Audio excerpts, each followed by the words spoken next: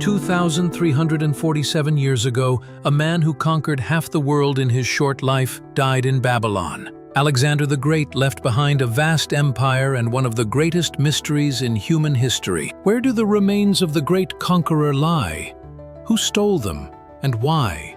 From the ancient Diadochi to modern archaeologists, hundreds of people have tried to solve this mystery. Today, we will trace the incredible story of the disappearance of Alexander the Great's body and try to understand where his final resting place might be. Get ready for a journey spanning 2 millennia in search of the greatest archaeological mystery of antiquity.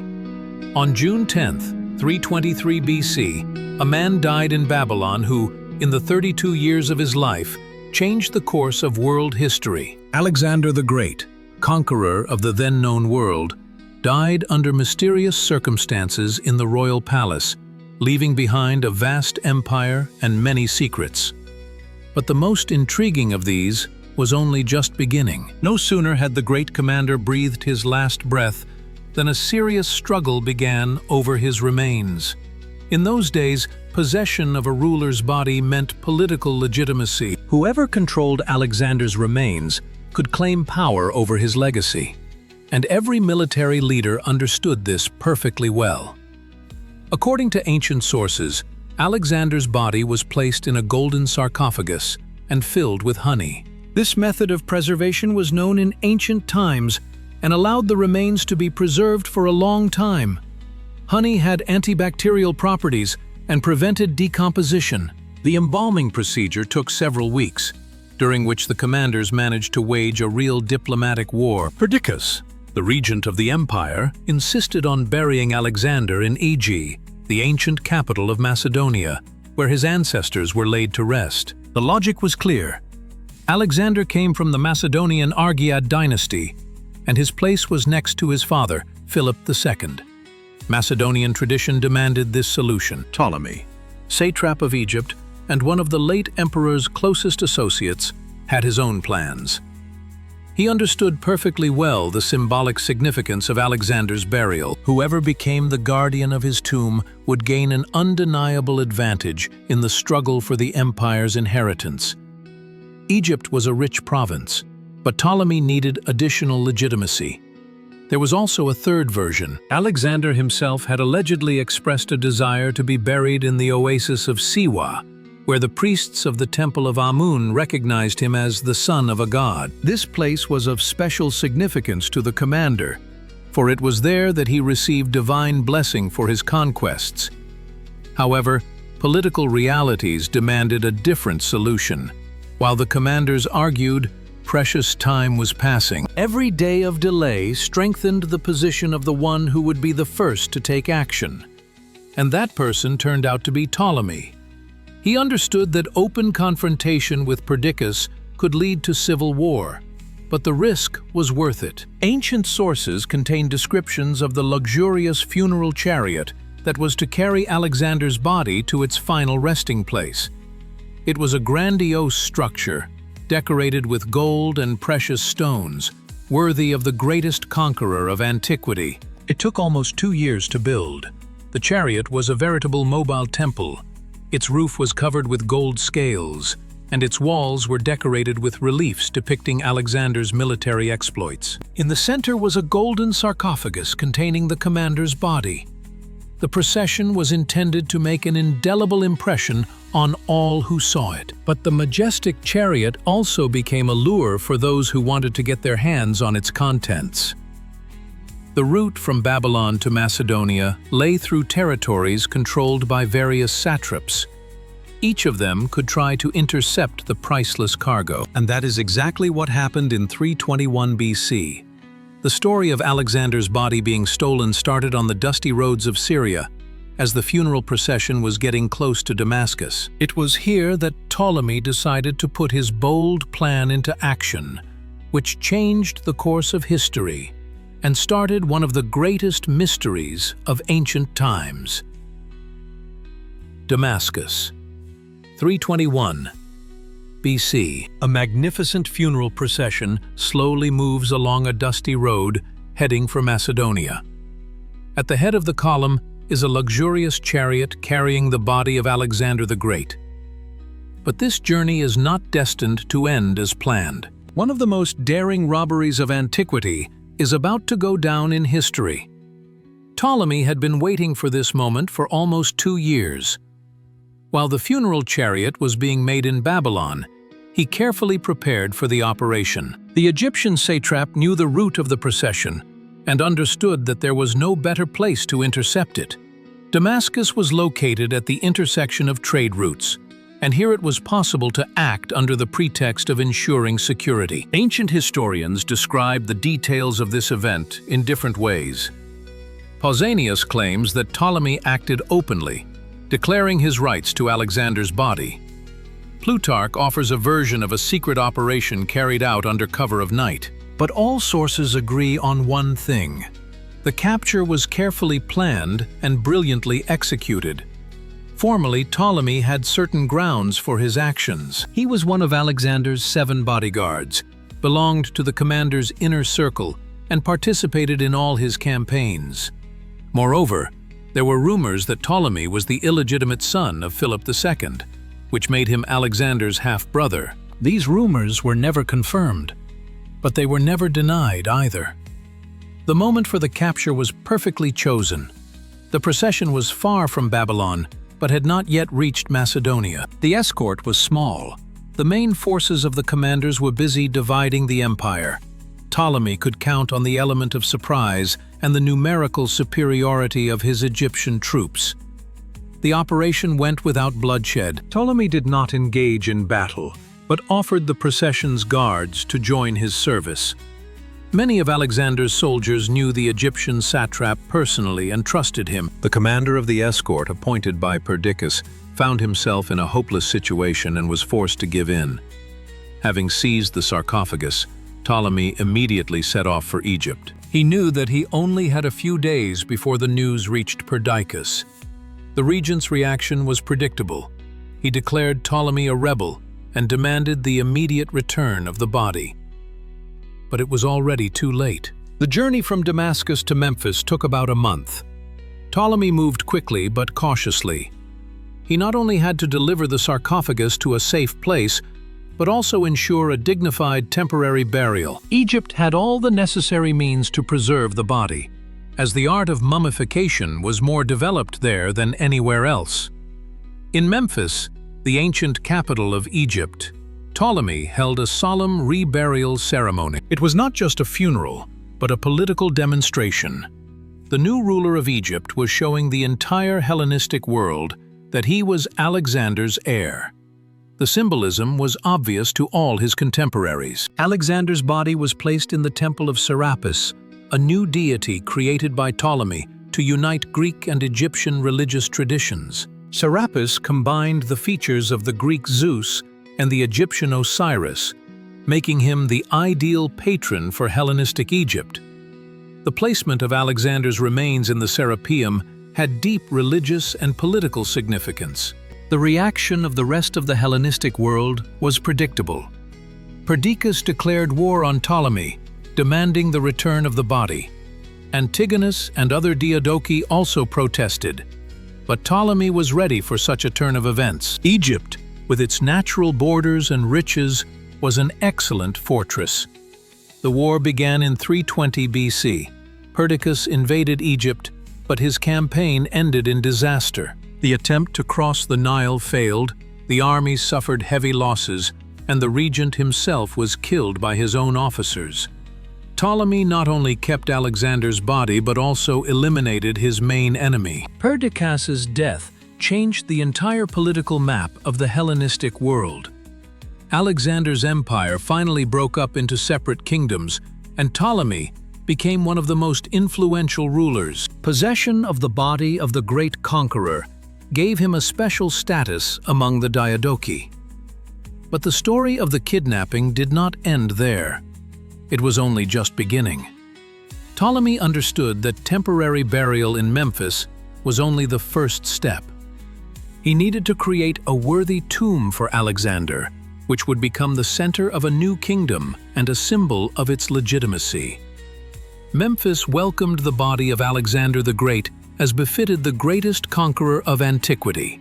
Ptolemy organized a grand ceremony to demonstrate to the whole world his right to inherit the great commander.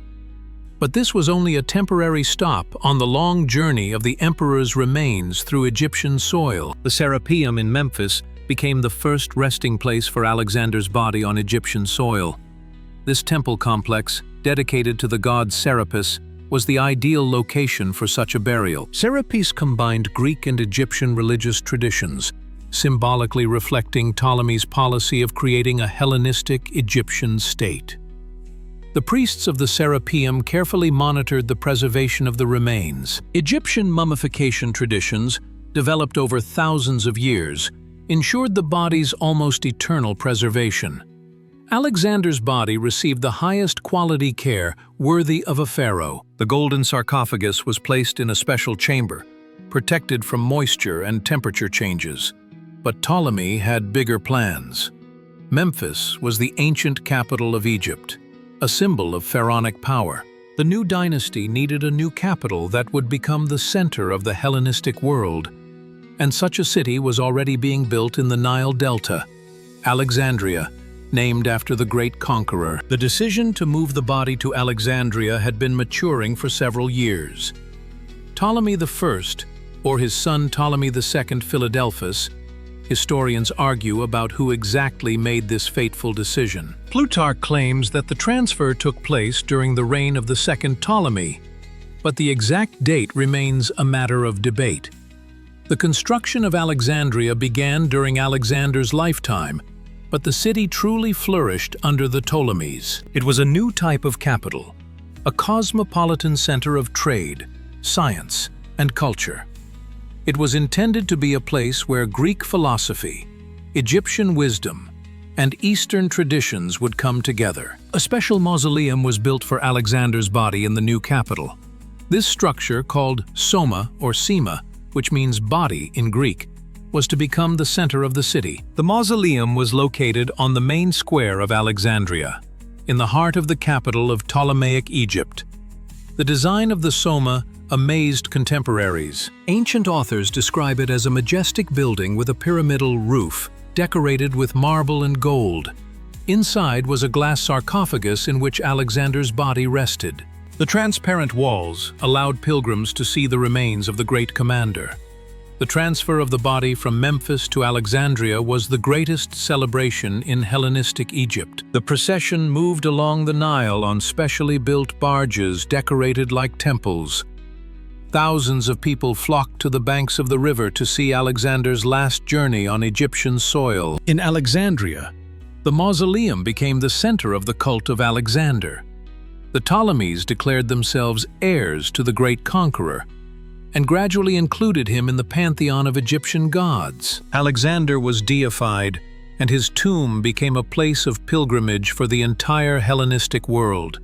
The cult of Alexander in Ptolemaic Egypt had deep political significance. Each new Ptolemy made a ritual visit to the tomb, thus receiving divine blessing for his reign.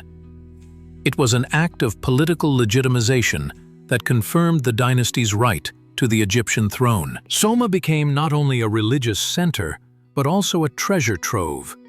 The mausoleum housed Alexander's regalia, his diadem, scepter, and armor.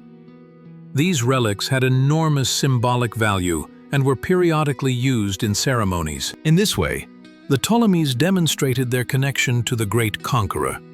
The priests of Soma formed a special caste responsible for preserving the remains and performing rituals. They monitored the condition of the sarcophagus, performed daily rites, and received pilgrims.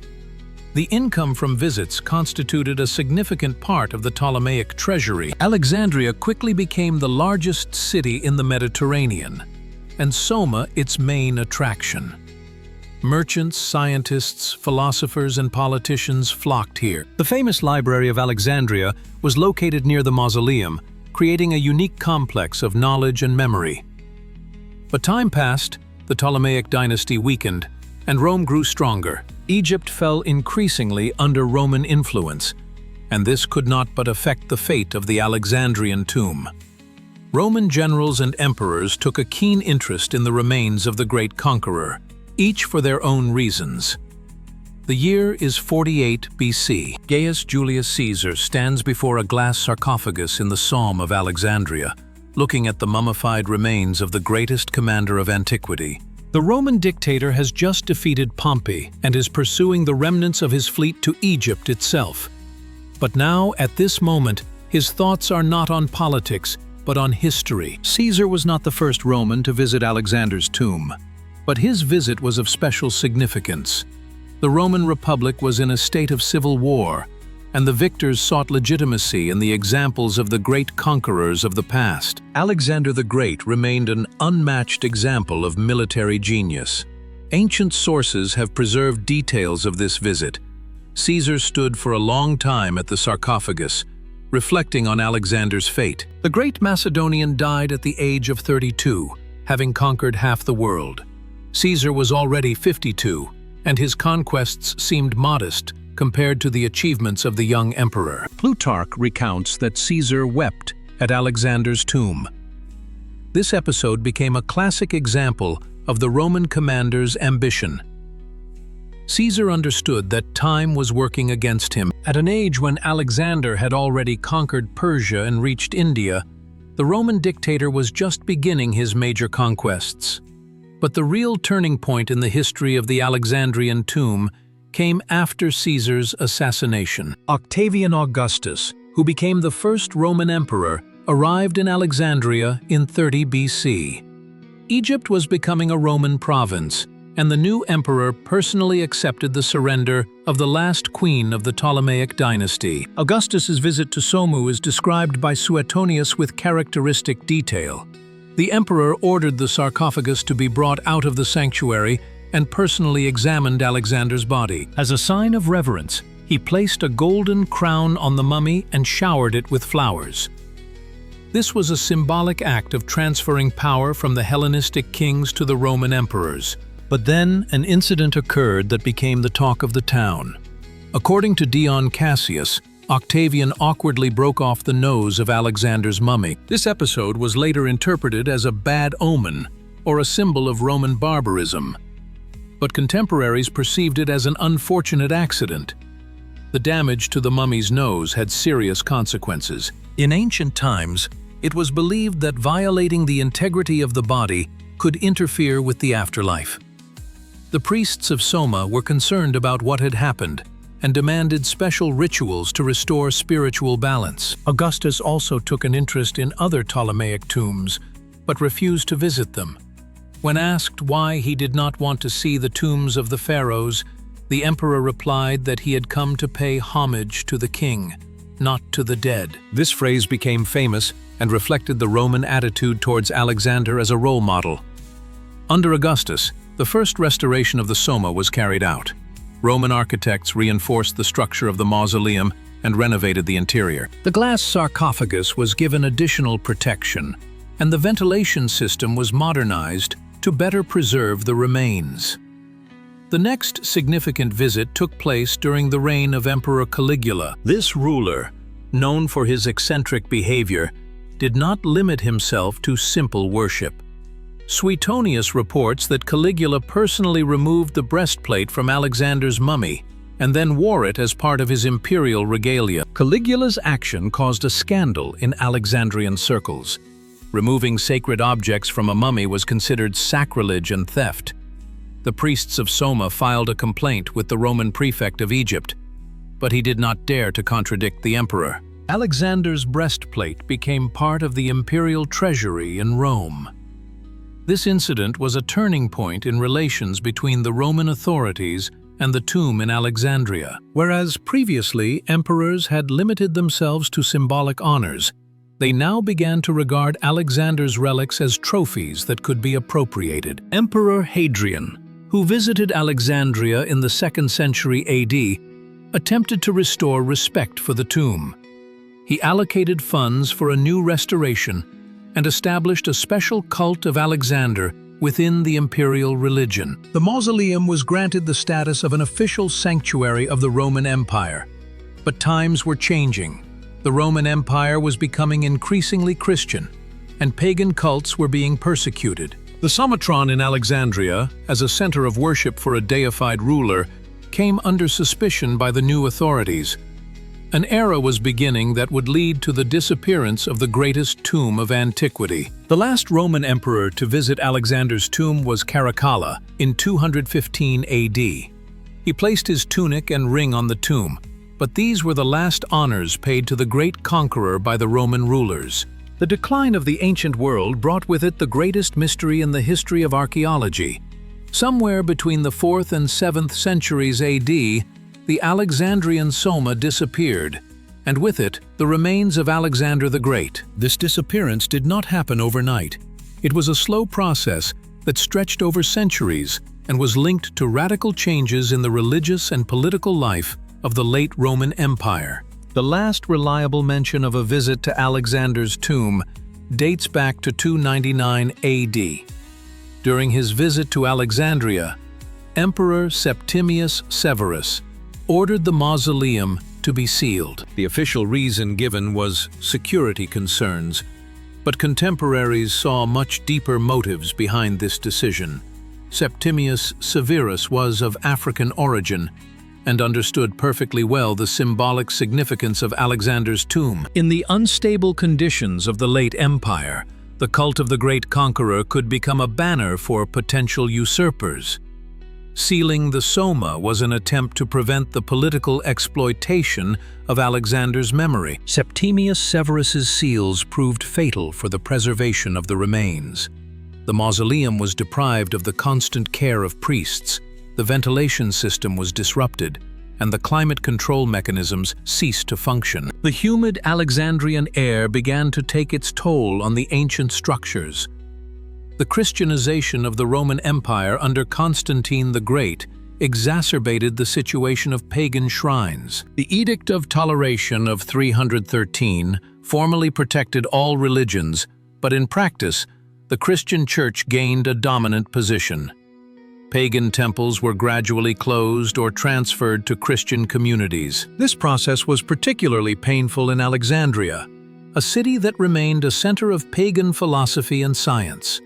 It was home to a famous library, a museum, and many temples of ancient gods. The conflict between Christians and pagans took on particularly acute forms in Alexandria.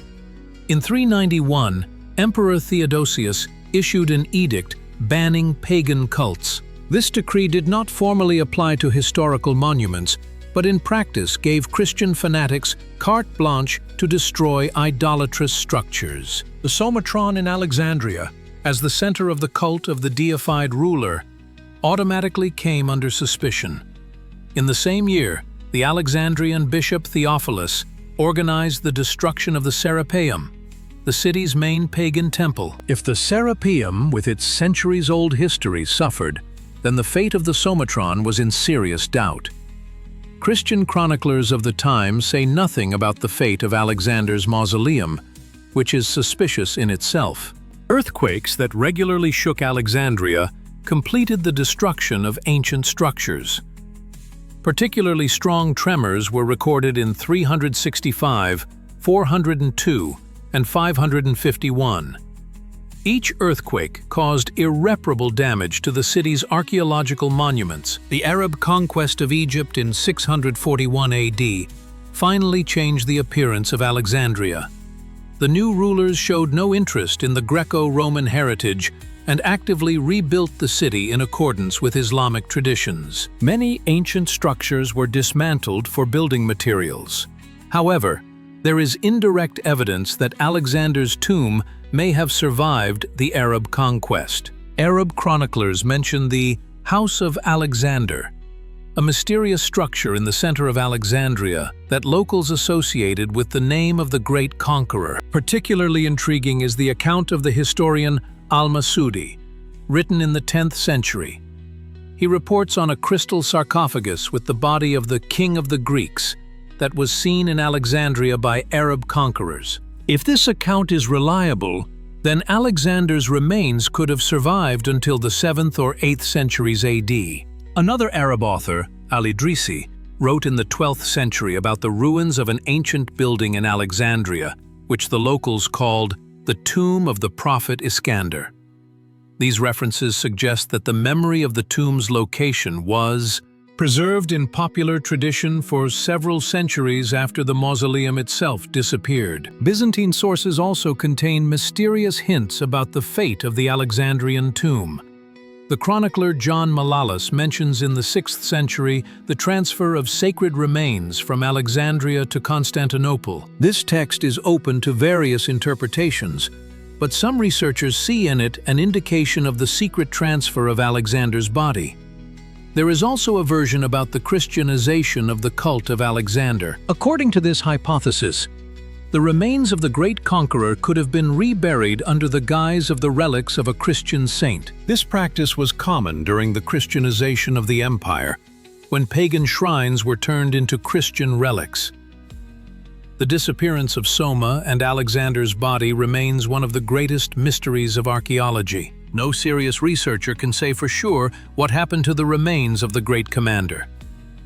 This disappearance has given rise to many legends and theories that continue to excite the minds of historians and archaeologists to this day. The Middle Ages shrouded the history of Alexander the Great in a thick veil of legends and myths.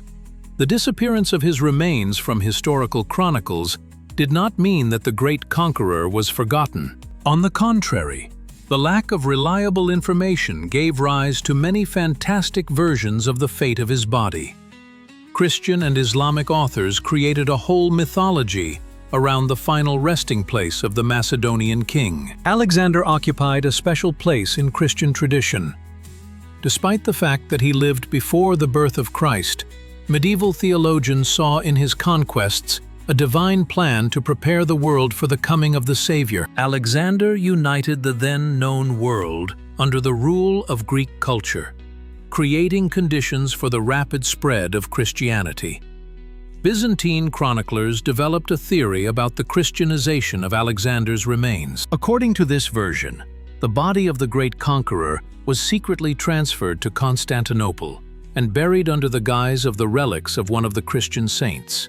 This hypothesis explained the disappearance of the Alexandrian tomb and at the same time included Alexander in the Christian tradition. Particularly popular was the legend that Alexander's remains rested in Hagia Sophia in Constantinople. It was said that Emperor Constantine the Great personally ordered the transfer of the body and its placement in a special crypt under the main altar. This version explained why nothing was known about the tomb. It was hidden under the veil of church secrecy.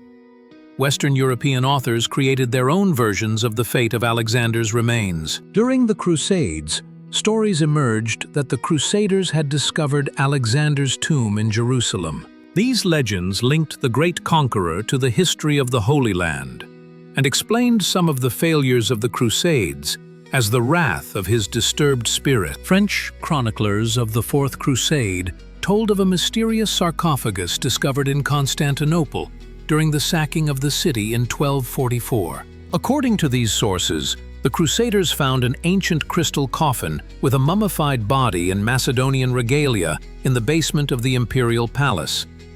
This legend was continued in the Venetian chronicles. The Venetians, who played a key role in the Fourth Crusade, allegedly secretly took the mysterious sarcophagus to their city. According to this version, Alexander's body was reburied in one of the Venetian churches under the guise of the relics of Saint Mark, the patron saint of the city. Islamic tradition also created a rich mythology around Alexander, known in the Arab world as Iskander. The Quran mentions the mysterious figure of Zul-Qarnayn, the two-horned one, whom many commentators identify with Alexander the Great. This laid the foundation for the inclusion of the Macedonian king in Islamic sacred history. Arab geographers and historians have located Alexander's tomb in various places. Al-Biruni placed it in Merv, the ancient capital of Khorasan. Al-Tabari claimed that Alexander was buried in Babylon, where he died. Persian sources named Isfahan, linking the burial to Zoroastrian traditions. The legend of Alexander's tomb in Samarkand is particularly interesting. According to this version, Tamerlane discovered an ancient burial site with a body in Macedonian armor during his conquests. Impressed by the grandeur of the find, the conqueror ordered a luxurious mausoleum to be built over the tomb, which existed until the 18th century. Medieval travelers also contributed to the mythologization of the story of Alexander's remains. Marco Polo mentions in his notes a visit to the tomb of the great king Alexander in Persia. Ibn Battuta tells of a shrine in Mecca where hair from Alexander's beard was allegedly kept. Medieval alchemists and occultists created a whole tradition of searching for Alexander's philosopher's stone. It was believed that the great conqueror possessed the secret of turning metals into gold, and that this secret was buried with him. The search for Alexander's tomb was often motivated not by historical interest, but by a thirst for alchemical knowledge. The Crusaders of the era also spread legends about the magical properties of Alexander's remains. It was said that whoever touched the body of the great conqueror would gain invincibility in battle. These beliefs fueled interest in the search for the tomb among knights and adventurers. Medieval cartography featured fantastic maps showing Alexander's tomb in the most exotic locations. It was placed in India, on an island in the Indian Ocean, in the Caucasus Mountains, and in the African deserts. Each new map added its own version of the location of the greatest tomb of antiquity. These medieval legends, for all their fantastical nature, preserved the memory of Alexander the Great at a time when many ancient traditions had been forgotten. They also laid the foundation for future searches for the tomb, turning an archaeological problem into a cultural myth that continues to capture the imagination of researchers. In 1828, British amateur historian Andrew Chugg put forward one of the most sensational hypotheses in the history of the search for Alexander the Great's tomb. According to his theory, the remains of the great conqueror do not lie somewhere in exotic eastern lands, but in the heart of Europe, in St. Mark's Basilica in Venice.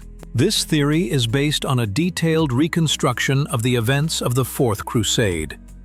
In 1244, the Crusaders, led by the Venetian Doge Enrico Dandolo, captured and plundered Constantinople. This was not just a military success, but also a grand archaeological expedition, during which thousands of priceless ancient artifacts were taken to Western Europe. The Venetians played a special role in this campaign. They not only provided the fleet, but also effectively directed the entire operation. Doge Enrico Dandolo, despite his age of 90 and blindness, personally participated in the storming of the city. Venice received the lion's share of the spoils, including many Byzantine relics, some of which still adorn St. Mark's Basilica. The official version states that in 928, Venetian merchants stole the relics of St. Mark the Evangelist from Alexandria and transported them to Venice. These relics became the city's main shrine and the basis for the construction of a grand cathedral. But Chugg suggests that completely different remains were brought to Venice under the guise of St. Mark's relics. Analysis of historical sources reveals many inconsistencies in the official version.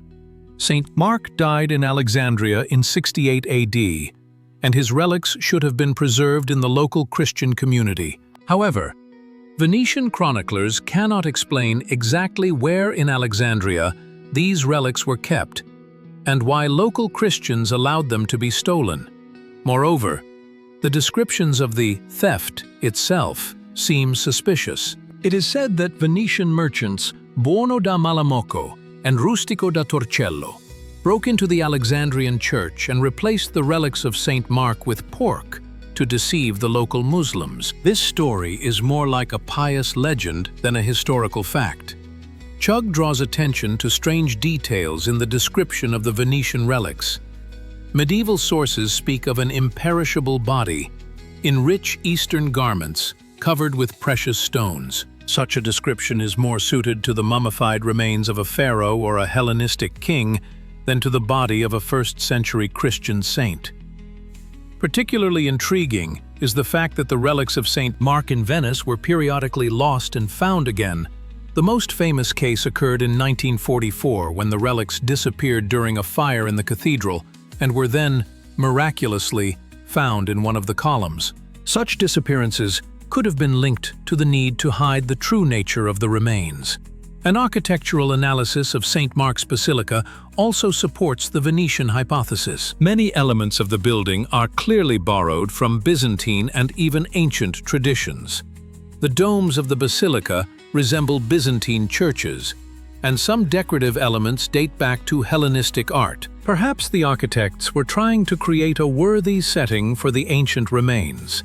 The sarcophagus in which the relics of St. Mark are said to rest also raises questions. It is a massive structure, made of rare Eastern marble and decorated with symbols that can be interpreted as Hellenistic. The Venetian authorities are extremely reluctant to allow researchers to study this sarcophagus, which may indicate a desire to preserve the mystery. The historical context also supports this theory. In the Middle Ages, possession of the relics of great saints was a matter of prestige and political influence. For the young Venetian Republic, which sought dominance in the Mediterranean, the remains of Alexander the Great would have been of incomparably greater value than the relics of any Christian saint. The Venetian authorities had every opportunity to carry out such a substitution. The city controlled a significant part of the trade between East and West, and Venetian merchants had access to the most sacred secrets of Byzantium and the Islamic world. If anyone could have organized a secret operation to remove Alexander's remains, it was the Venetians. An additional argument is the fact that Venice always positioned itself as the heir to Byzantium. After the fall of Constantinople, the Venetian doges even bore the title of rulers of a quarter and a half of the Roman Empire. In this context, possession of the remains of Alexander the Great would seem quite logical. Modern technology could easily verify the Venetian hypothesis. Radiocarbon dating, DNA analysis, and X-ray imaging are all methods that would allow the true nature of the remains in St. Mark's Basilica to be established. But the Venetian authorities categorically refused to allow any research, citing religious considerations. This position only fuels interest in the Venetian theory. If the remains of a first-century saint really lie beneath the altar of St. Mark's Basilica, why are the authorities afraid of scientific research?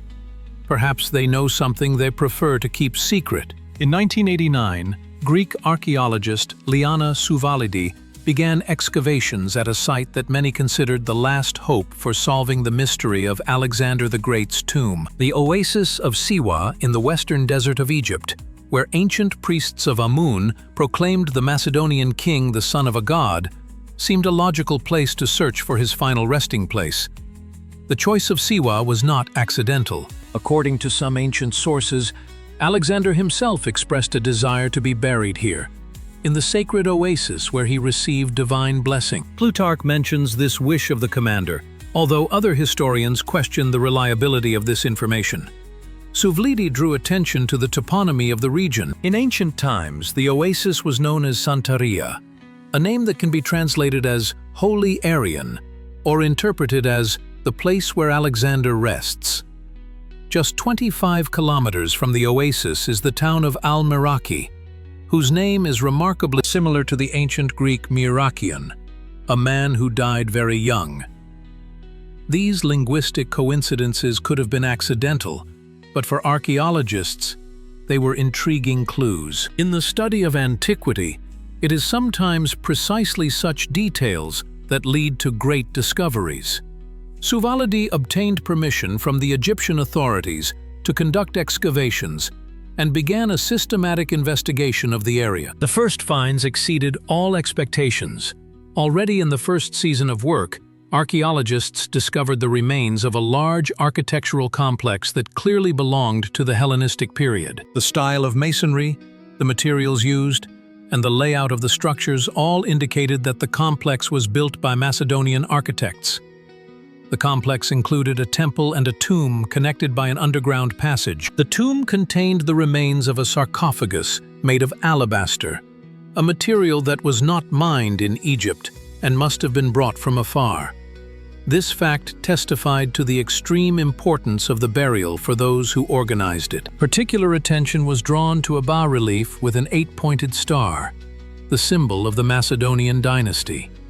This symbol appears on the coins of Philip II and Alexander the Great, as well as in the decoration of the royal tombs in Vergina. The presence of such a symbol in Sive could indicate a connection between the burial and the Macedonian royal family.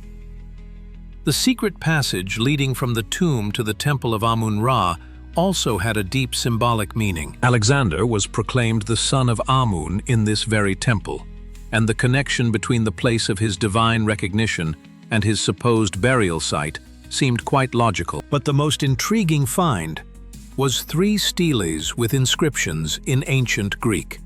The texts were badly damaged by time, and it took several years to decipher them. Suvalidi claimed that she had managed to translate key fragments that directly pointed to the complex's connection with Alexander the Great. In 1995, Liana Suvalidi announced that she had identified the tomb as the burial place of Alexander the Great. This statement had the effect of a bombshell in the archaeological community. The world media picked up the news, and Siva found itself in the spotlight of international attention. However, the scientific community was highly skeptical of Suvalidi's claim. The Secretary-General of the Greek Ministry of Culture, Georgios Thomas, publicly questioned the archaeologists' conclusions. He stated that the excavations in Shiva had not provided convincing evidence of a connection between the tomb and Alexander the Great. The main problem was the absence of the most important piece of evidence: human remains. The tomb was empty, and all the artifacts found, despite their importance, were indirect evidence. The bas-reliefs, symbols, and architectural features could indicate the Macedonian origin of the burial site, but did not prove that Alexander was buried there. Critics also pointed to problems with dating. Carbon analysis of organic remains found in the tomb showed that the burial dates back to the 3rd or 2nd century BC. This was the period of the late Ptolemies, when the cult of Alexander reached its peak in Egypt. It is possible that the complex in Siwa was built as a memorial sanctuary rather than an actual tomb. The Egyptian authorities also took a cautious stance. The Ministry of Tourism and Antiquities of the Arab Republic of Egypt refused to officially recognize Suvalidi's findings as Alexander's tomb. Officials understood that premature statements could damage the reputation of Egyptian archaeology. The conflict over the excavations in Siwa escalated when the Egyptian authorities banned Suvalidi from continuing her work. The official reason was procedural violations in obtaining permits, but many saw this decision as an attempt to stifle the scandal.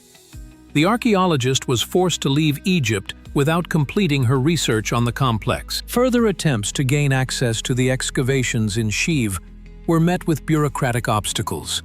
The Egyptian authorities effectively froze the project, declaring the area closed to archaeological work. This decision was criticized by the international scientific community, which accused Cairo of concealing important archaeological data.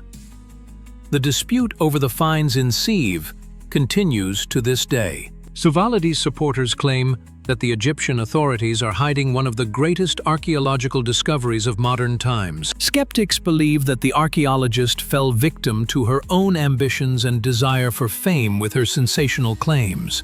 Regardless of the veracity of Suvalidi's claims, her work in Siwa has made an important contribution to the study of Hellenistic Egypt.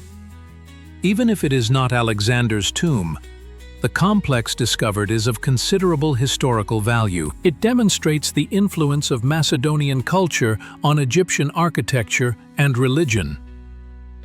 The history of the excavations at Siwa has also highlighted the problems of modern archaeology. The desire to make a sensational discovery sometimes leads researchers to jump to conclusions. At the same time, bureaucratic obstacles and political considerations can hinder scientific progress and prevent important information from being shared with the global community. In 1996, French underwater archaeologist Franck Godillot dived into the waters of Alexandria Harbor, unaware that he was about to discover a whole lost world. His expedition, originally aimed at studying sunken ships, led to one of the most spectacular archaeological discoveries of the late 20th century, the discovery of the flooded areas of ancient Alexandria. The reason for the flooding of part of the ancient city had long been known to historians. A series of powerful earthquakes between the 4th and 8th centuries AD caused the eastern part of Alexandria to sink beneath the water. Along with residential neighborhoods, the royal quarter of the Ptolemies, Brucheion, where the rulers' palaces and most important shrines were located, also sank to the bottom. The first finds of the Gaudio expedition were astonishing. At a depth of 6 to 8 meters, archaeologists discovered giant statues, fragments of columns, and the remains of temples and palaces. The seawater had preserved the stone and metal well, allowing us to see Alexandria as it was 2,000 years ago during the Ptolemaic period. Among the most impressive finds was a 5-meter statue of red granite depicting Ptolemy as an Egyptian pharaoh. Nearby lay fragments of sphinxes, obelisks, and other monuments that once adorned the royal residence. Each find told a story of the rise and fall of the Hellenistic dynasty. The archaeologists' attention was particularly drawn to an area that matched the descriptions of ancient Brucheion in every way. Here they found the remains of a monumental building with architecture characteristic of the Ptolemaic era. The scale of the structure and the quality of the finish testified to its exceptional importance. Gaudi and his team carefully mapped the underwater ruins, creating a 3-dimensional model of the submerged city. The work was painstaking. Every stone was photographed, measured, and marked on a plan. Gradually, a picture of an ancient metropolis emerged from the chaos of debris. In 2000, the expedition made a discovery that could shed light on the fate of Alexander's tomb. In the central part of the flooded royal quarter, archaeologists discovered the ruins of a building which, in terms of its size and architecture, could be the famous Somata, the mausoleum of Alexander the Great. The structure had a square base, with sides measuring about 30 meters, and was built from blocks of high-quality limestone. Inside the building was a central chamber, surrounded by corridors and auxiliary rooms. The layout corresponded exactly to the descriptions of ancient authors who mentioned the structure of the Alexandrian mausoleum. Archaeologists found fragments of marble cladding with relief images that may have decorated the walls of Soma. One of the fragments showed the remains of a battle scene, possibly depicting Alexander's victories. Other fragments contained inscriptions in ancient Greek, but seawater had made them almost illegible. The most intriguing find was the remains of a large stone sarcophagus in the center of the main chamber. The sarcophagus was destroyed, possibly during an earthquake, and its contents had long since disappeared. However, the very fact of the existence of a monumental burial in the center of the building confirmed the hypothesis that this could have been the tomb of an outstanding personality. The problem was dating the finds. Radiocarbon analysis of organic remains showed that the building was destroyed between the 4th and 6th centuries AD. This corresponds to a period of powerful earthquakes that destroyed ancient Alexandria. But the mausoleum itself could have been built much earlier. The architectural style and materials used pointed to the early Hellenistic period, the time of the first Ptolemies. It was then that Soma was built and Alexander's body was placed there. The coincidence of time, place, and characteristics made the underwater find a serious candidate for the lost tomb. However, skeptics pointed to a number of problems. First, the absence of human remains did not allow for complete certainty about the burial. Second, there were many monumental structures in the flooded royal quarter, and any of them could have been mistaken for a mausoleum. Third, the descriptions of Soma's location by ancient authors were too vague for accurate identification. The French expedition continued its work, expanding the search area. The remains of the Lighthouse of Alexandria, one of the 7 wonders of the ancient world, the ruins of the Serapeum, and fragments of the famous library were found. Each new discovery added to the picture of underwater Alexandria, but the mystery of Alexander's tomb remained unsolved. At the beginning of the 21st century, the technical capabilities of underwater archaeology reached unprecedented heights. The use of robots, high-resolution sonar, and underwater excavation complexes made it possible to conduct research with a precision comparable to that of land-based work. However, the marine environment remains hostile to archaeologists. Salt water destroys organic materials, metals corrode, and marine organisms damage stone structures. After 2,000 years underwater, many artifacts have changed beyond recognition. Identifying finds requires special knowledge and often remains a subject of debate. The Egyptian authorities have declared the flooded areas of Alexandria an underwater museum and placed them under special protection. There are plans to create tourist routes for divers who will be able to see the ancient ruins with their own eyes. But for archaeologists, access to underwater monuments remains limited due to bureaucratic obstacles. Franco Gaudio's work has opened a new chapter in the search for Alexander's tomb.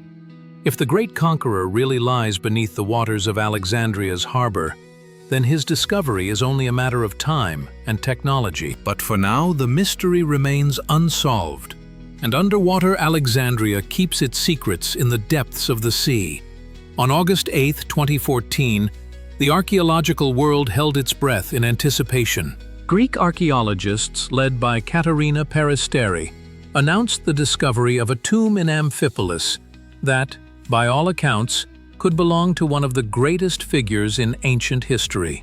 The scale of the find, its dating, and its geographical location immediately gave rise to speculation about a connection between the burial site and Alexander the Great. Amphipolis, an ancient Macedonian city in northern Greece, was of particular importance to the Argead dynasty. It was home to one of the most important mints of the Macedonian kingdom and controlled the gold mines of Pangaea, which provided the wealth of the Macedonian kings.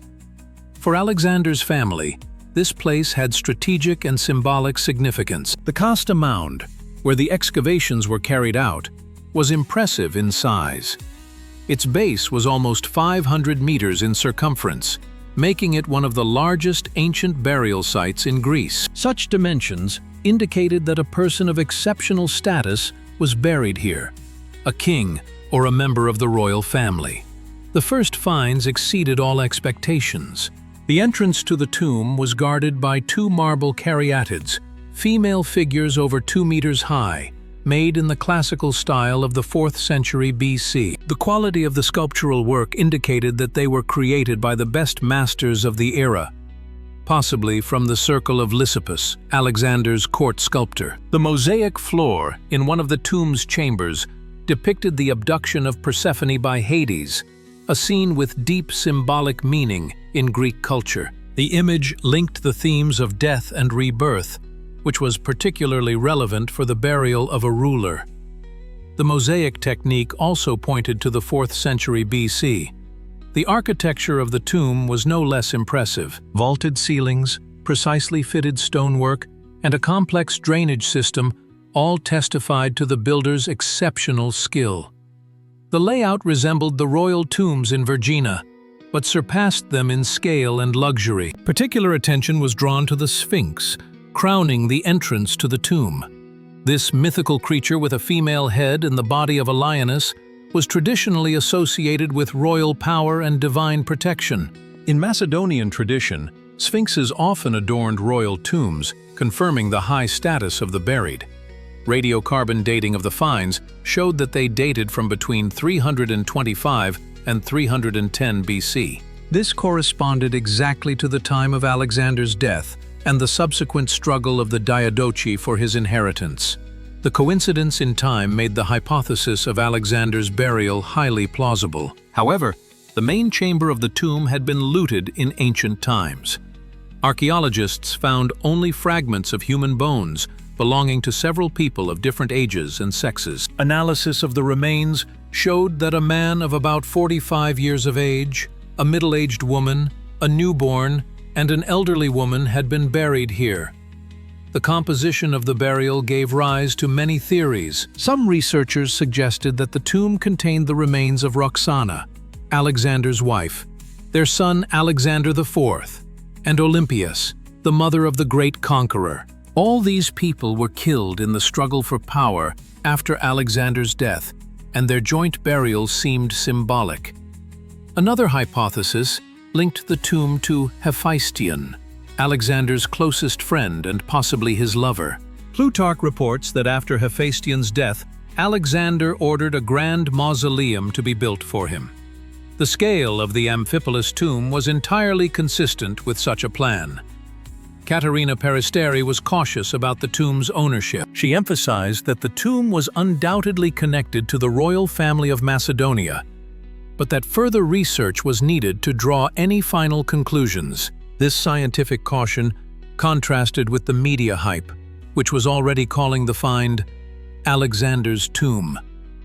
The Greek government declared the discovery in Amphipolis a national treasure and allocated significant funds to continue the excavations. Prime Minister Antonis Samaras personally visited the excavation site, emphasizing the importance of the find for Greek history and culture. The international archaeological community reacted to the discovery with great interest, but also with a certain amount of skepticism. Too many tombs had already claimed to be Alexander's final resting place, and scientists preferred to wait for the results of detailed research. DNA analysis of the remains could shed light on the identity of those buried, but such studies take time and often yield ambiguous results. Ancient DNA is poorly preserved, especially in the Greek climate, and its extraction remains a technically challenging task. In parallel with the excavations in the tomb, work was carried out to study the entire archaeological complex in Amphipolis. The remains of an ancient city, a necropolis, and traces of industrial activity were discovered. Gradually, a picture of life in this important Macedonian center during the Hellenistic period was reconstructed. The finds at Amphipolis, regardless of their connection to Alexander the Great, are of immense value for understanding Macedonian culture in the 4th century BC. The tomb demonstrates the highest level of ancient art and architecture and testifies to the wealth and power of the Macedonian elite. The debate over the ownership of the Amphipolis tomb continues to this day. Each new discovery adds details to the overall picture, but the final answer to the question of who exactly is buried here has not yet been found. Perhaps the mystery of this tomb, like many others associated with the era of Alexander, will remain unsolved. The work in Amphipolis has shown that northern Greece still holds many archaeological treasures. Each new season of excavations may bring discoveries that could change our understanding of ancient history. And who knows, perhaps somewhere in Macedonian soil lies the greatest conqueror of antiquity. The history of the search for Alexander the Great's tomb is full of dramatic twists and turns, but one of the most confusing episodes is linked to the discoveries in Vergina, the ancient capital of the Macedonian kingdom. In 1977, Greek archaeologist Manolis Andronikos made a discovery that shook the scientific world, but also sparked a debate that continues to this day. Vergina, known in ancient times as Aigai, was a sacred city of the Macedonian kings. It was the site of the Argead dynasty's necropolis, where the rulers of Macedonia were buried for centuries. This place was of particular interest to archaeologists, as it offered the chance to find material evidence of the life of Alexander's royal family. Excavations in the Great Tumulus led to the discovery of several tombs, but the so-called Tomb 2 attracted the most interest. This burial site was remarkable for the richness of its funerary objects and the preservation of organic materials. Gold crowns, weapons, armor, and many other items of exceptional artistic value were found in the tomb. The most intriguing find was a gold sarcophagus containing the cremated remains of a middle-aged man. The quality of the gold items, the style of the artistic design, and the dating of the finds indicated that the burial belonged to the Macedonian royal family of the 4th century BC. But who exactly was buried here? Andronikos initially suggested that the tomb was the resting place of Philip II of Macedon, the father of Alexander the Great. This hypothesis was based on the dating of the finds, which corresponded to the time of Philip's death in 336 BC. In addition, items were found in the tomb that could have belonged to the Macedonian king. Particular attention was drawn to a ceremonial shield made of gold and ivory, decorated with images of military victories. The style of the images and the technique used indicated that it was the work of the best craftsmen of the era. Such a shield could only have belonged to a ruler of the highest rank, a king or his closest relative. The tomb also contained the remains of a woman buried in a separate golden sarcophagus. According to Andronikos, this could have been one of Philip's wives, possibly Nika, a Scythian princess, whom the king married shortly before his death. The practice of joint burial was characteristic of the Macedonian royal tradition.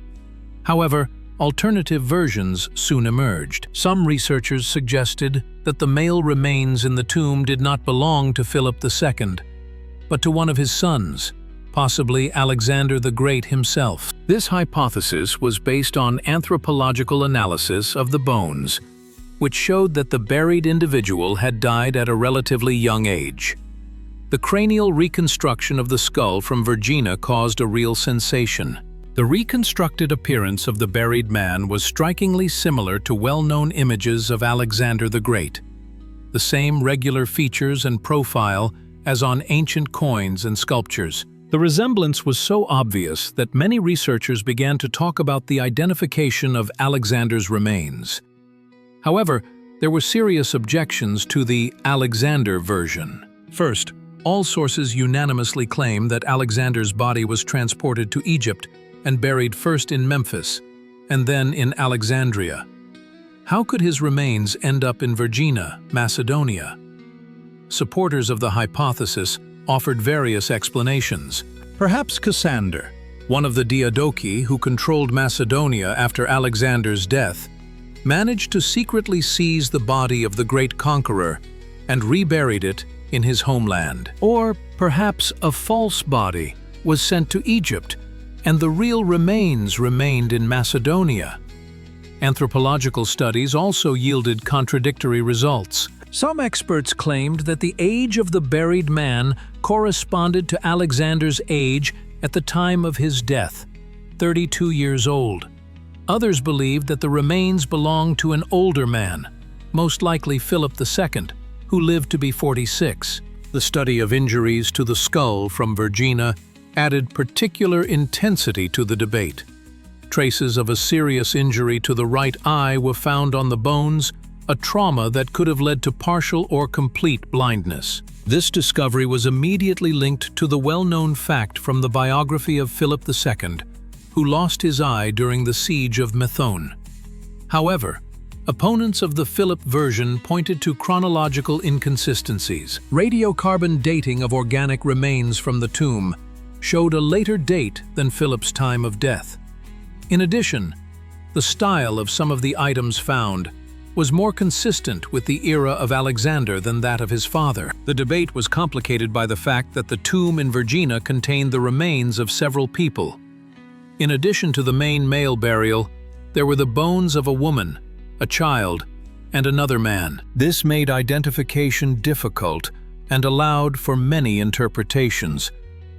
Modern DNA analysis techniques could have clarified the dispute, but it is extremely difficult to obtain high-quality genetic material from cremated remains. The cremation process destroys organic molecules, and extracting DNA from such samples remains technically problematic. The Greek authorities have taken a cautious stance on the identification of the finds. Officially, the tomb in Vergina is considered the burial place of Philip II of Macedon, and this version is presented in the museum established there. However, the debate in academic circles continues. Regardless of who the remains from Vergina belong to, this discovery has made a huge contribution to the study of Macedonian history. The objects found demonstrate the highest level of ancient art and craftsmanship, and provide a better understanding of the court culture of Alexander's era. The story of the Vergina finds shows how complex archaeological identification can be. Even with a wealth of material and the use of modern research methods, the final conclusions remain a subject of scientific debate. Perhaps the mystery of the remains from Vergina, like many other mysteries of antiquity, will never be fully solved. The controversy surrounding the finds in Vergina reflects a broader problem: the complexity of the search for the tomb of Alexander the Great. Each new discovery raises hopes and disappointments, and each hypothesis finds both supporters and critics. The mystery of the greatest conqueror of antiquity remains unsolved. In the 21st century, the search for Alexander the Great's tomb has taken on a whole new character. Modern researchers are armed with cutting-edge technology, interdisciplinary approaches, and fresh theoretical concepts. Hypotheses have emerged that radically rethink traditional ideas about the fate of the great conqueror's remains. One of the most revolutionary theories belongs to British historian Andrew Chugg, who suggested that the search for Alexander's tomb is heading in the wrong direction. In his opinion, researchers interpret ancient sources too literally and do not take into account the political motives of those who created these sources. Chugg draws attention to contradictions in the accounts of ancient historians about the fate of Alexander's body. Almost all authors claim that Ptolemy captured the body in Damascus and transported it to Egypt. However, the details of this story differ between authors, which may indicate deliberate misinformation. According to Chugg's theory, Ptolemy could have staged the capture of Alexander's body, while the real remains were secretly transported to another location. Such an operation made political sense. Ptolemy gained symbolic legitimacy, while those who controlled the real body could use it in the future for their own purposes. American archaeologist David Reed has put forward a hypothesis of multiple burials. In his opinion, Alexander's body could have been divided into parts that were buried in different places. This practice was known in ancient times and allowed for the creation of several centers of worship for the great ruler. Reed points out that there were shrines in various parts of the ancient world that claimed to possess Alexander's relics. His throne was displayed in Babylon, his armor in Pella, and his crown in Persepolis. It is possible that parts of the great conqueror's body were indeed kept in some of these places. German historian Friedrich Stulpnagel proposed a rotation theory, according to which Alexander's body was periodically moved from one place to another, depending on the political situation. Each new ruler sought to obtain the sacred remains, and the tomb moved along with the centers of power. This theory explains why various sources place Alexander's tomb in different locations. At different times, it may indeed have been located in Memphis, Alexandria, Constantinople, or other cities. The last move may have taken place during the Arab conquest of Egypt in the 7th century. Italian archaeologist Luca Valente has developed a substitution theory based on an analysis of burial practices in the Hellenistic era. He suggests that it was not Alexander himself who was buried in Alexandria, but a wax replica or the mummy of another person, treated in a special way. Valente draws attention to the fact that ancient sources describe the extraordinary preservation of Alexander's body centuries after his death. Even the most sophisticated mummification techniques could not have achieved such a result. Perhaps the Roman emperors and other visitors to the tomb saw a skillful imitation. Israeli researcher Avraham Taub has put forward a genetic hypothesis based on the assumption that Alexander may have suffered from a rare genetic disease. An analysis of the symptoms described in ancient sources suggests that the commander may have had a syndrome that affected the preservation of tissues after death.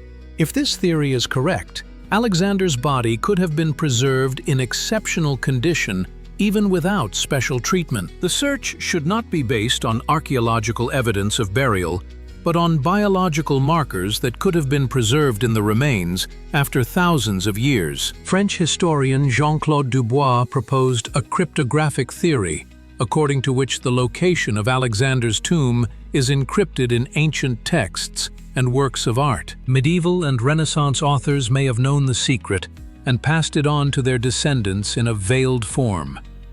Dubois and his followers analyze paintings, sculptures, and architectural structures in search of hidden clues to the tomb's location. This work resembles the deciphering of historical codes and requires a deep knowledge of symbolism and iconography. Russian archaeologist Sergei Ivanov has developed a climatic theory based on an analysis of changes in natural conditions over the past 2,000 years. He suggests that Alexander's tomb may have been flooded, buried under sand, or destroyed by natural disasters.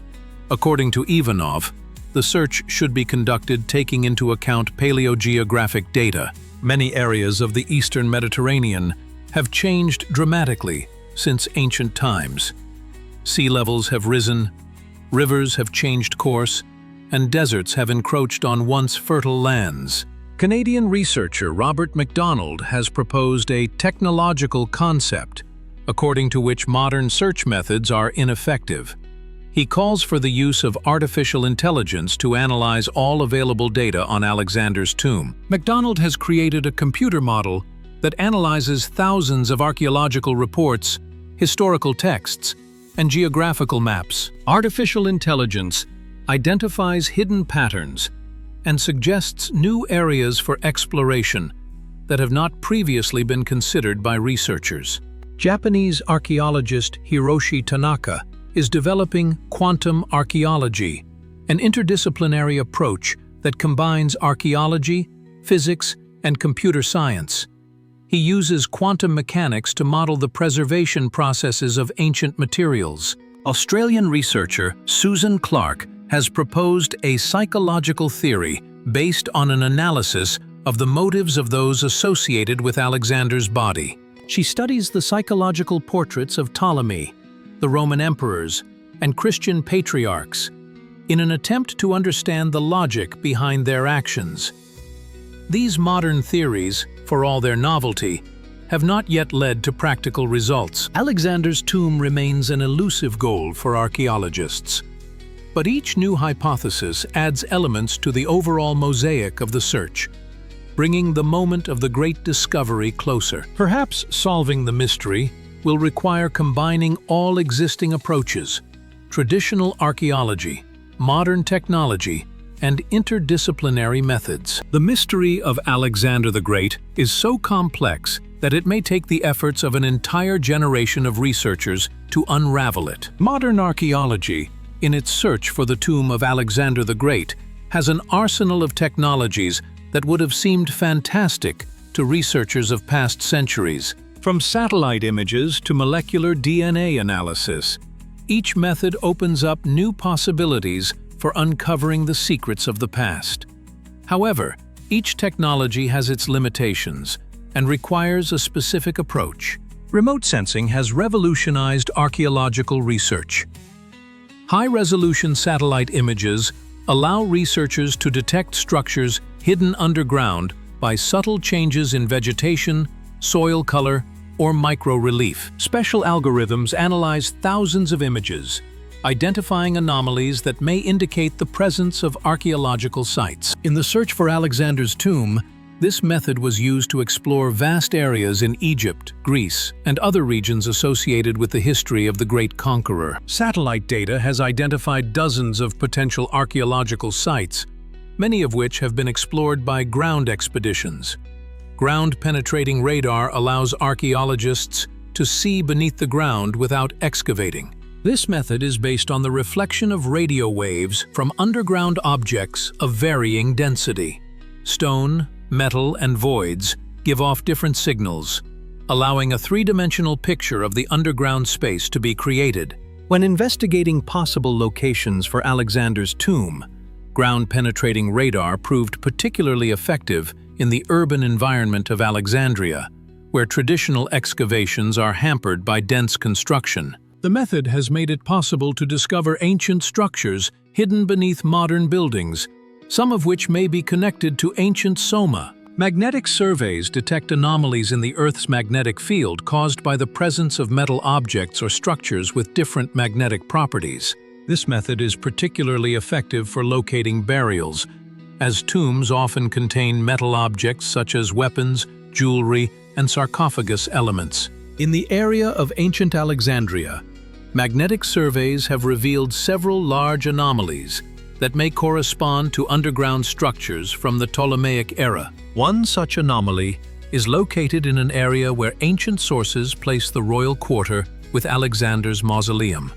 LiDAR surveying uses laser pulses to create detailed three-dimensional maps of the terrain. This method is capable of penetrating vegetation and revealing archaeological objects hidden beneath it. In the wooded areas of northern Greece, LiDAR has discovered previously unknown burial mounds and other structures, some of which may date back to the Macedonian era. Underwater archaeology has developed special technologies for exploring submerged areas of ancient cities. Multi-beam echo sounders create detailed maps of the seabed, and underwater robots allow research to be conducted at depths inaccessible to divers.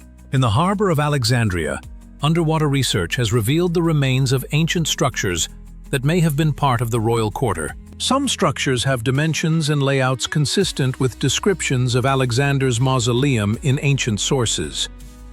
Radiocarbon dating remains the primary method for determining the age of organic materials. Modern technologies allow samples weighing only a few milligrams to be dated with an accuracy of several decades.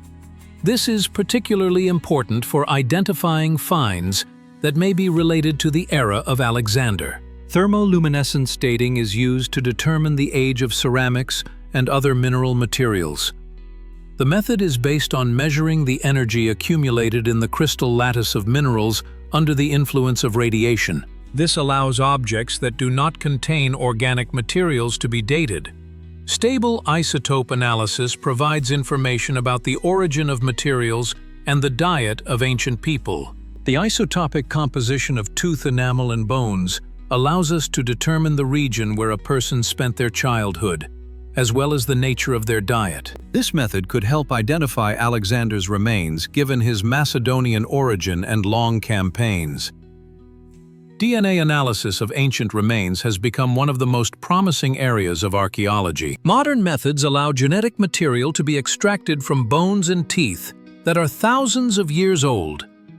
Comparison with the DNA of known relatives could finally resolve the question of the identification of remains. However, ancient DNA analysis faces serious problems. Genetic material degrades quickly, especially in the hot and humid climate of the Mediterranean. Cremated remains that may have belonged to Alexander contain virtually no DNA. Mass spectrometry is used to analyze the chemical composition of materials. This method allows the origin of metals, stones, and pigments to be determined, which helps to reconstruct trade links and technologies of antiquity. Analysis of metal objects from Alexander's supposed tomb could indicate their Macedonian or Egyptian origin.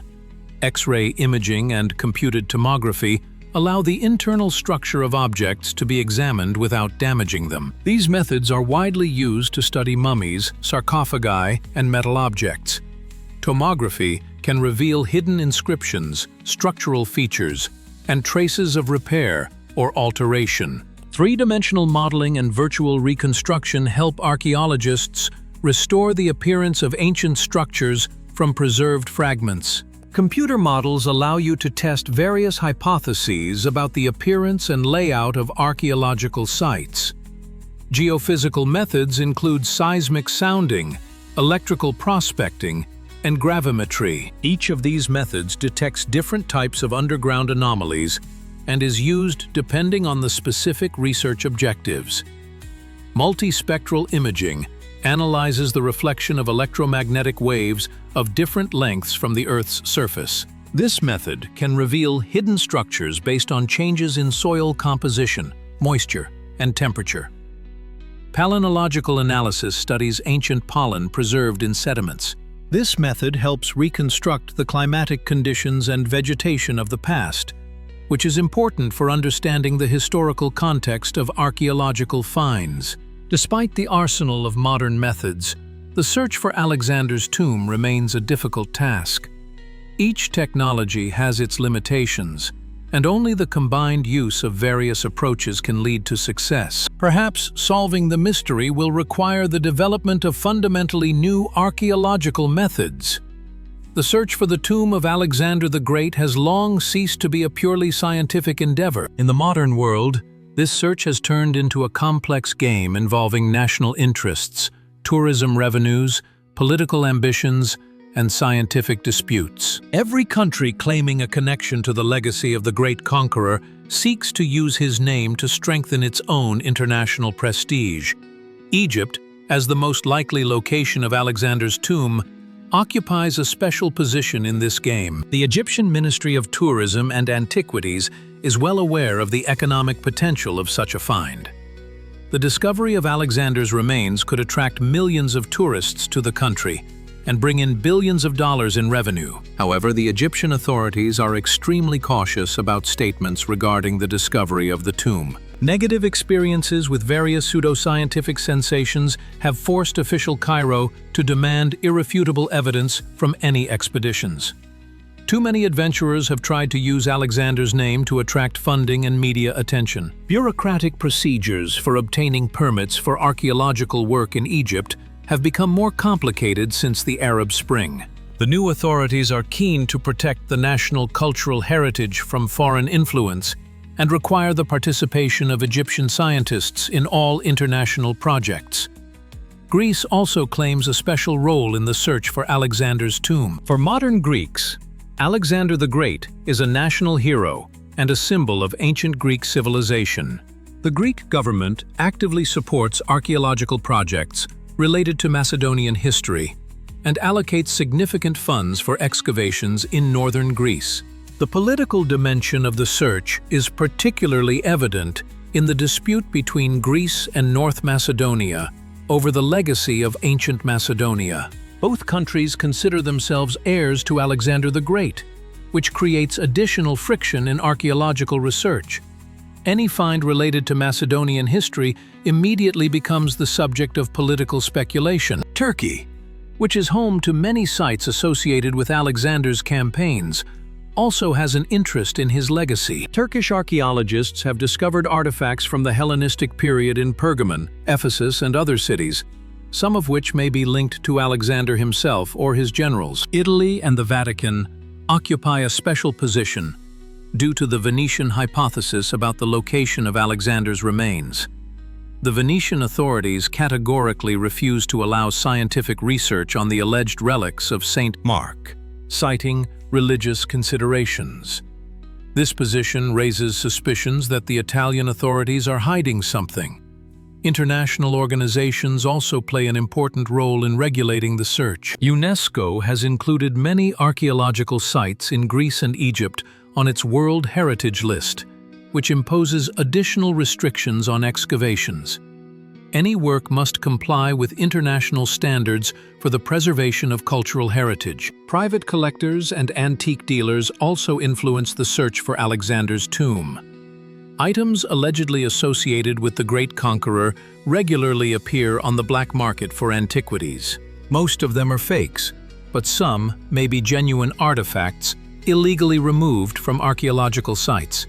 Media coverage of the search for Alexander's tomb is often sensational. Journalists tend to exaggerate the significance of archaeological finds and jump to conclusions. This kind of reporting distorts the scientific picture and creates unrealistic expectations among the public about archaeological research. Funding the search for Alexander's tomb has become a separate problem. Traditional sources, government grants, and university funds are not always willing to support long-term projects with uncertain outcomes. Private investors, on the other hand, often expect quick returns and sensational discoveries. Crowdfunding platforms have opened up new opportunities for financing archaeological expeditions. Several projects searching for Alexander's tomb have managed to raise funds through online platforms, but such funding is often sporadic and depends on public interest. Technology companies are showing increasing interest in archaeological projects, seeing them as an opportunity to showcase their developments. Google, Amazon, and Microsoft provide archaeologists with access to their cloud computing and artificial intelligence for analyzing large data sets. The legal aspects of the search are also becoming increasingly complex. International cultural heritage law requires strict procedures to be followed when excavating and removing artifacts. Any finds related to Alexander automatically become the subject of international attention and legal disputes. Ethical issues in archaeology also influence the search for the tomb. Many scholars question whether they have the right to disturb the remains of a great man for the sake of scientific curiosity. This dilemma is particularly relevant in the case of Alexander, who has become an almost mythical figure. Religious considerations also play an important role. If Alexander's remains were indeed Christianized and are revered as the relics of a saint, their examination could provoke protests from believers. The conflict between science and religion on this issue could have serious political consequences. Cultural diplomacy uses the search for Alexander's tomb as a tool of international influence. Countries claiming a connection to the legacy of the great conqueror organize exhibitions, conferences, and cultural programs aimed at strengthening their authority in the world. The tourism industry is also interested in the search for the tomb. Even rumors about the possible location of Alexander's remains are capable of attracting thousands of tourists. Many archaeological sites in Greece and Egypt already use their connection to Alexander's name to attract visitors. Educational programs related to the search for Alexander's tomb are becoming popular at universities around the world. Students study not only history and archaeology, but also contemporary issues of cultural heritage, international law, and scientific ethics. The controversy surrounding Alexander's tomb reflects broader issues in modern archaeology. How can scientific interests and commercial benefits be balanced? How can cultural heritage be protected from political speculation? How can equal access to historical discoveries be ensured for all of humanity? These questions remain relevant not only for the search for the remains of the great conqueror. More than 2,000 years after the death of Alexander the Great, his final resting place remains the greatest archaeological mystery of our time. Despite all the efforts of scientists, the use of the most modern technologies and excavations at dozens of potential sites, the remains of the great conqueror have not been found. This unsolved mystery continues to excite the imagination of researchers and the general public.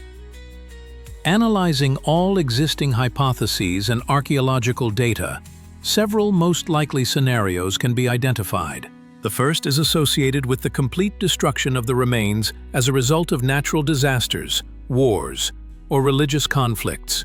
Earthquakes, fires, and floods could wipe even the most grandiose tomb off the face of the earth. The second scenario suggests that Alexander's body has been preserved, but is located in a place that has not yet been explored by archaeologists. Perhaps the remains are hidden under modern urban buildings, flooded by seawater, or buried under thick layers of sand in the desert. The development of new search technologies may lead to their discovery. The third option is that Alexander's remains have already been found, but have been misidentified. Perhaps they rest in one of the tombs that have been explored under the name of another historical figure. Or they may be in museum collections, attributed to an unknown person. The fourth hypothesis is related to the deliberate concealment of the find. If Alexander's remains have indeed been discovered, their location may be concealed for political, religious, or commercial reasons. History knows many examples when important archaeological discoveries were kept secret for years. Modern researchers are increasingly inclined to believe that the search for Alexander's tomb should be conducted in a comprehensive manner, combining different approaches and disciplines. Traditional archaeology should be combined with the latest technologies, historical analysis with natural science methods, and scientific research with cultural and anthropological approaches. Artificial intelligence opens up fundamentally new possibilities for analyzing archaeological data. Machine learning can reveal hidden patterns in historical information, discover connections between disparate facts, and predict the most likely locations of ancient objects. Quantum computing, which is only just beginning to be used in archaeology, could revolutionize search methods. Quantum algorithms are capable of simultaneously analyzing multiple variables and finding optimal solutions to extremely complex problems. Space technology is also contributing to the search for Alexander's tomb. New generation satellites have a resolution that allows them to distinguish objects less than a meter in size. Space-based radar systems can penetrate the ground to a depth of several meters. Underwater archaeology has reached a level where the seabed can be explored with the same accuracy as land excavations. Autonomous underwater vehicles are capable of operating at depths of several kilometers, creating detailed maps of the underwater terrain and detecting hidden structures. Genetic archaeology is developing rapidly. New methods for extracting and analyzing ancient DNA allow genetic information to be obtained from increasingly ancient and poorly preserved samples. It may be possible in the near future to identify Alexander's remains using genetic markers. An interdisciplinary approach is becoming the norm in modern archaeology. The search for Alexander's tomb brings together historians, archaeologists, anthropologists, geneticists, physicists, computer scientists, and linguists. Only such cooperation can solve a problem of this complexity. Public science also plays an important role. Crowdsourcing allows thousands of volunteers to be involved in the search, analyzing satellite images, translating ancient texts, and processing archaeological data. The collective intelligence of humanity is becoming a powerful research tool. Virtual and augmented reality open up new ways of visualizing archaeological data. Researchers can immerse themselves in reconstructed ancient cities, study three-dimensional models of artifacts, and conduct virtual excavations. Ethical aspects of the search are becoming increasingly important. Modern archaeology seeks not only to find and study ancient objects, but also to preserve them for future generations. The question of whether Alexander's remains should be disturbed if they are found remains open. The educational significance of the search for Alexander's tomb cannot be overstated. This story demonstrates the evolution of archaeological methods, shows the importance of an interdisciplinary approach, and teaches critical analysis of sources. Regardless of the outcome, the search itself enriches our understanding of antiquity. The cultural heritage of humanity is not limited to material objects. The history of the search for Alexander's tomb has itself become part of world culture. It has spawned numerous books, films, and scientific debates, and inspired new generations of researchers.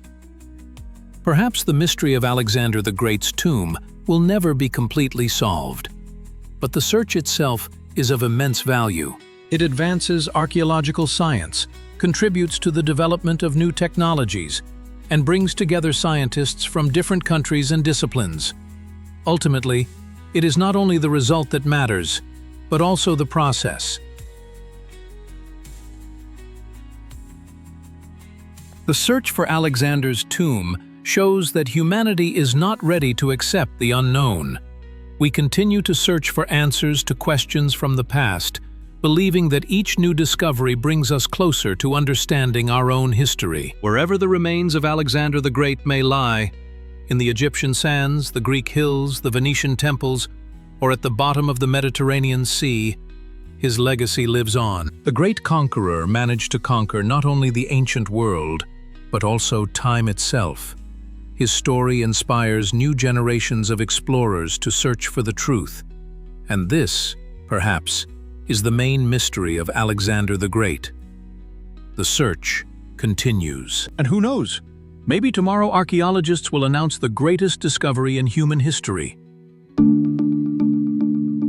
Until then, the mystery of Alexander the Great's remains will continue to stir the minds and hearts of all those who are passionate about the mysteries of the past.